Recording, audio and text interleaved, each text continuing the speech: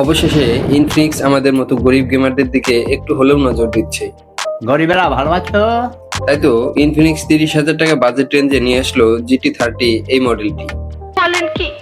বিভিন্ন gaming features ও gaming ডিজাইনের পাশাপাশি আরো কি কি স্পেশাল থাকছে তাই বলবো আজকের এই ভিডিওতে। এই সময় কম, শুরু করো। 144 হার্জ রিফ্রেশ রেটের 6.78 ইঞ্চির অ্যামোলেড ডিসপ্লে থাকায় ডেইলি স্ক্রোলিং তো স্মুথ হবেই, সাথে গেমে বাড়তি কিছুটা অ্যাডভান্টেজ পাবেন। এছাড়াও 4500 নিটস ব্রাইটনেস থাকায় আউটডোরে ভালোই ভিজিবিলিটি পাওয়া যায়। 4 ন্যানোমিটার বেসড মিডিয়াটেক ডাইমেনসিটি 7400 থাকায় গেমিং ফোনের খেতাবটা ধরে রাখতে পেরেছে বেশ ভালোভাবে। গেমিং ট্রিগার ও গেম মোডের মতো গেমিং ফিচার্স থাকায় গেম খেলার এক্সপিরিয়েন্সটা অনেকটাই বেড়ে যায়। পিছনে থাকা RGB লাইট ফোনটির ডিজাইনও বেশ একটা গেমিং ভাইব দেয়। গেম খেলতে খেলতে ফোনটা যেন খুব একটা বেশি হিট না হয়ে যায় সেজন্য ব্যবহার করা হয়েছে কুলিং সিস্টেম। তাই নাকি?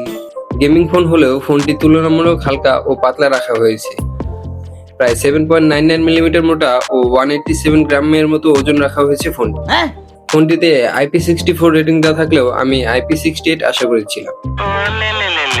কিন্তু এদিকে 5500 mAh ব্যাটারির সাথে 45 ওয়াটের ফাস্ট চার্জিং সিস্টেম থাকায় লং টাইম গেমিং করতে পারবেন না বলে আমি মনে করি। যদিও আমার মতে এতক্ষণ গেম না খেলাটাই ভালো, কারণ আব্বাই দেখলে তো। গেমিং ফোন হলেও ইনফিনিক্স ক্যামেরার দিকে মোটামুটি ভালো রাখার চেষ্টা করেছে বলতেই হবে। 64 মেগাপিক্সেলের মেইন শুটারের পাশাপাশি 8 মেগাপিক্সেল আল্ট্রা ওয়াইড লেন্স রয়েছে এতে।